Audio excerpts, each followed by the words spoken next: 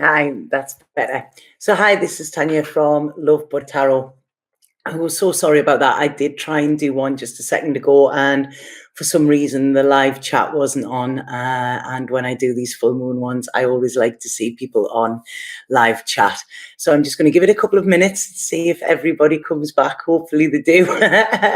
Otherwise, I'm just going to be sitting here by myself. Hello, hi, Jessie, and hi, Cindy and Adriana. I've got to be really careful about reading the names. Laurie, Jennifer, yeah, everybody's coming in. Sorry about that before. I don't know what happened. It wouldn't allow the chat. Hi, Gemini Princess. Serena Jung. I'm having to read all the names first just to make sure. Right, so thank you. There's people here. Here we go. I couldn't, it wasn't allowing me to see them, Christine, either. So that's why I thought I'd rather try it again. Okay.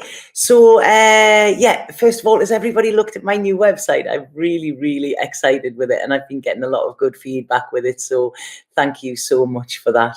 A lot of new things happening as well. So please make a note, if you are somebody that goes on my website quite a lot, that website is no longer there.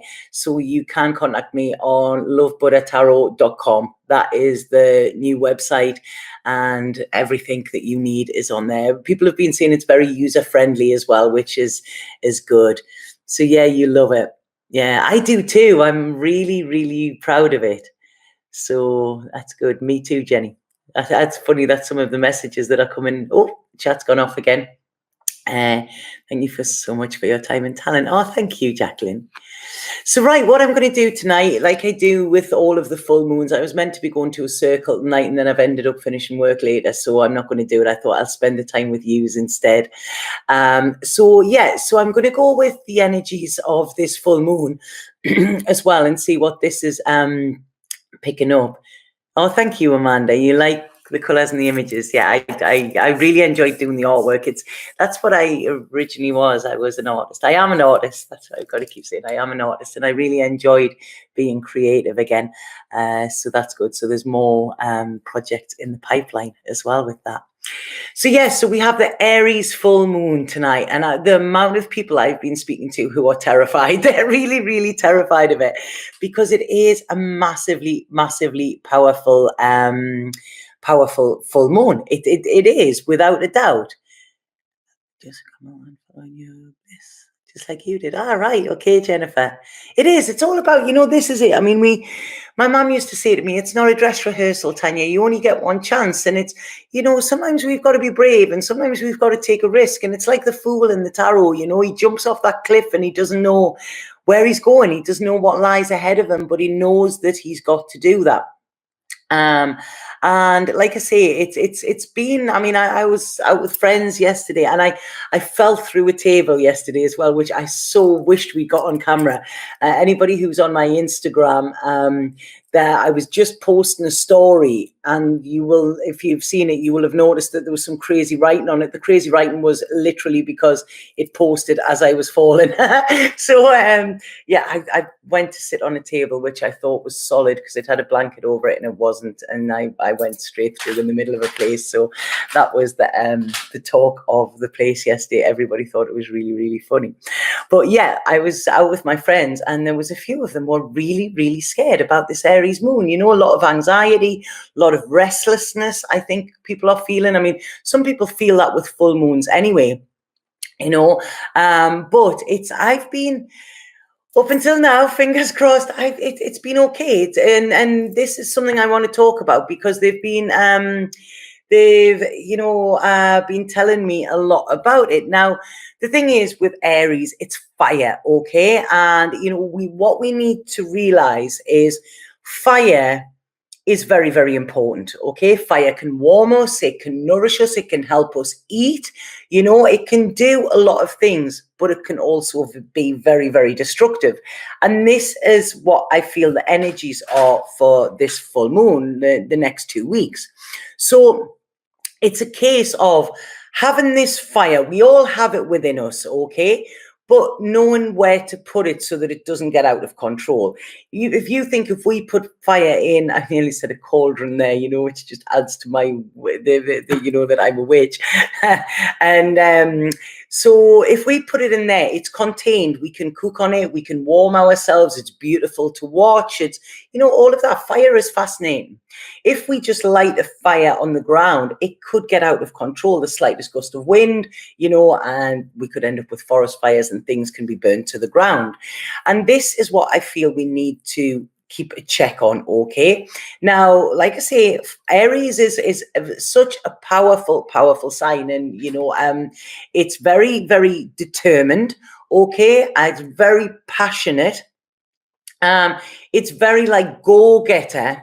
But on the opposite side of it, it can be very egotistical. It can be very controlling. It can use its power in the wrong way. It can be quite selfish. It's, we've got all of these.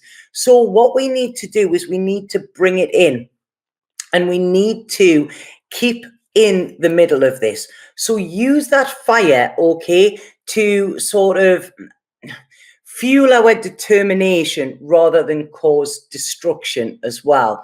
Okay, this is what we need to do, and we need to be very careful of how we speak to other people as well, because Aries are quite fiery and they can think before they speak. And the thing is, that can actually, it can affect other people. So we really want to if you want to navigate through this full moon in the best way possible, it is responding rather than reacting, okay? Maybe taking a step back rather than taking a step forward, calling people in rather than calling people out, okay? And I feel this is where we're going to have the balance, because we've got to look at what they were saying to me as well is, we've got to look at the masculine and feminine aspects within us. Now, it doesn't matter whether you're male, female, whatever, we all have these masculine and feminine traits, and it's about being a little bit androgynous. It's about being in the middle with them, because if we think feminine is often nurturing, soft, floaty, all of that, caring, and the masculine is practical, logical stuff like that. So they both work well together. But I'm going to talk a bit about other people in a second, but this is about within us. So what they were showing me last night, Spirit, is almost having this pendulum coming down where we are sort of, when neither male nor female, we're just taking on the traits of either of them. So it's mixing that love and emotional side with the practical and logical side, but mixing it in a really, like, it's a 50-50 mix. And this is where we're going to navigate through easier. Because what they were saying as well is there is a huge thing at the moment about masculine and feminine energies. Now, I know a lot of people talk about this with twin flames and everything like that. If that's what you want to hear, I'm not the reader for that, okay?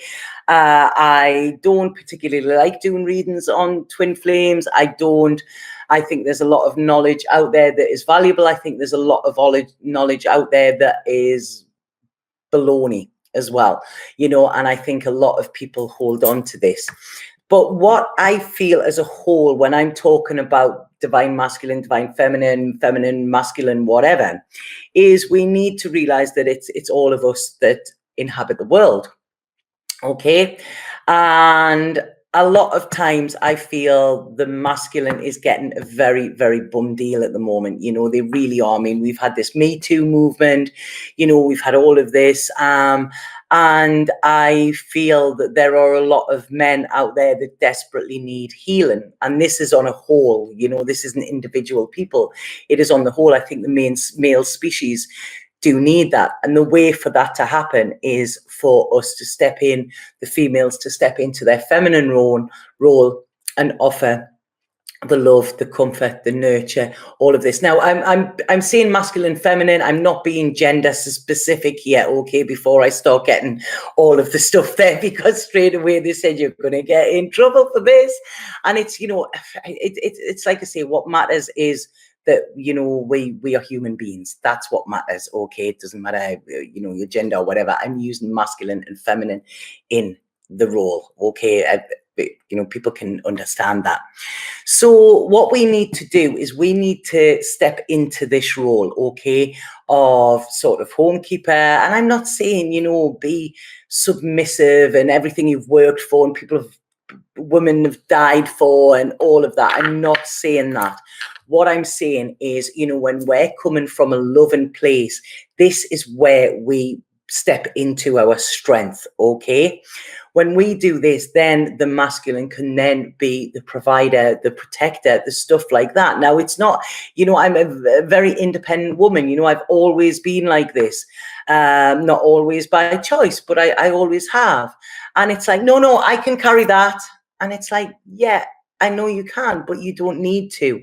And this is what I'm saying, okay? So it's like saying, yes, we can do things as feminine, when we're embracing our feminine, we can do a lot of things. We are still strong, but sometimes, by us sending out the love and giving a safe space for somebody to be themselves, this can offer healing, and if we look at the time of witches and things like that, we were talking about witches today, and if we look at that time, it was a woman who was rooted, she was a nurturer, she was a carer, she was a healer of sorts, and we're being called to step up and take on our old ways, take on our old sort of skills as healing, because the thing is, we are not going to make progress if we are still segregated.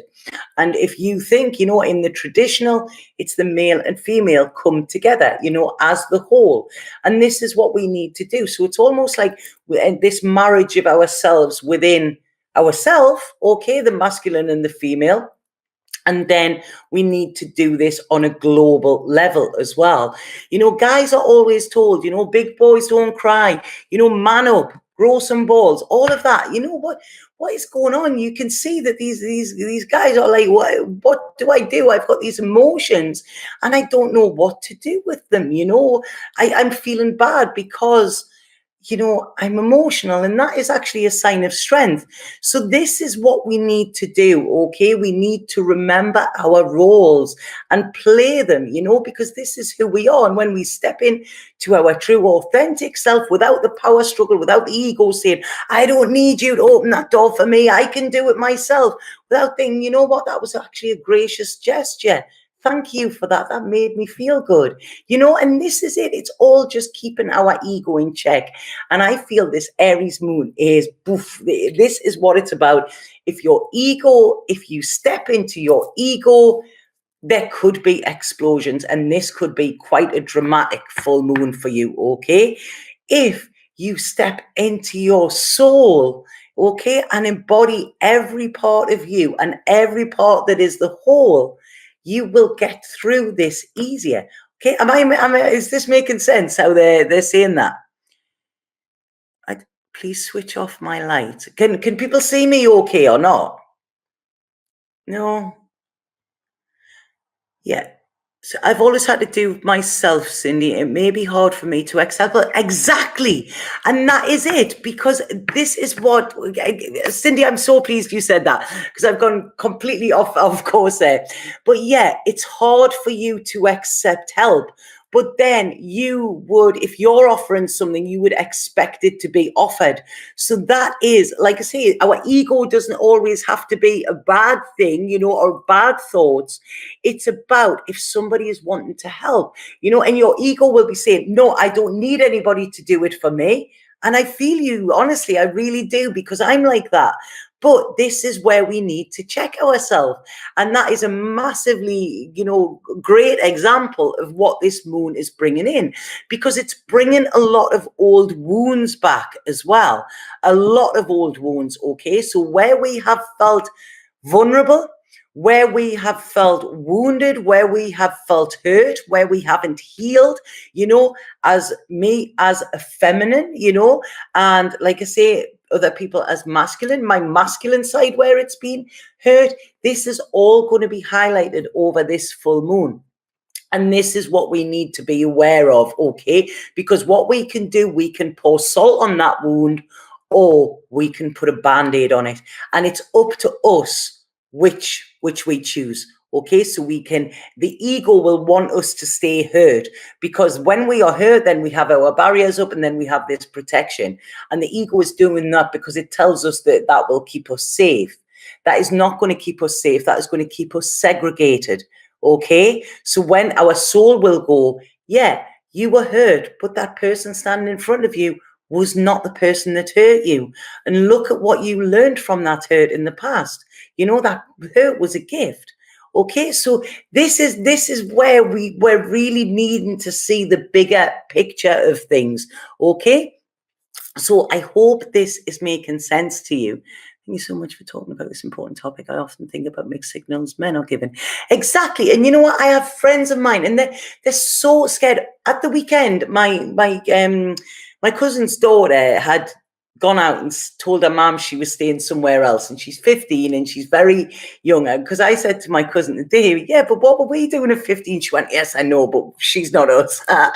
But you know, times are different now. And you know, there was they had a drink, and you know, they were in the town, and it was late. It was about 2 o'clock in the morning, and this guy had stopped them and said, look, will you phone your parents? You don't need to be here. And I said to my cousin, what a very, very brave man, because a man approaching teenage girls in the middle of the night, he could have got himself into a lot of trouble. But that man was compassionate, and he thought more about the danger these children were in, you know, well, young ladies were in, rather than actually, you know, what could happen to him. But in this day and age, we are so suspicious. And like I say, the male is getting such a hard time. If you listen to people in relationships, you know, they'll say, oh God, he's doing this again. You know, what an idiot he is. Oh, he's just stupid. Oh, he's this. How is that going to make us feel? If we do it, we call that abuse. If somebody is telling us that we're stupid, a female, that we're stupid, and, you know, look at them, they've done that again, that is actually classed as abuse. Yeah, a male, you know, can it call that, you know, is scared to call that, is scared to go down the pub and talk to his friends and say, you know what, I'm feeling really, really hurt because of how I was treated today. You know, we can voice it. We have a voice. Women want to sit and gossip and hear all of this, you know. But like I say, you know, males feel as well. The masculine feels as well. And this is where we need to, you know, we need to give them back their power, because it is us that has taken it away. It is the feminine that has taken it away a lot of times, you know. And I'm not dismissing anybody that has been abused. I'm not saying that all men are like this. There are some absolute arseholes men out there, you know, there are absolute arsehole women.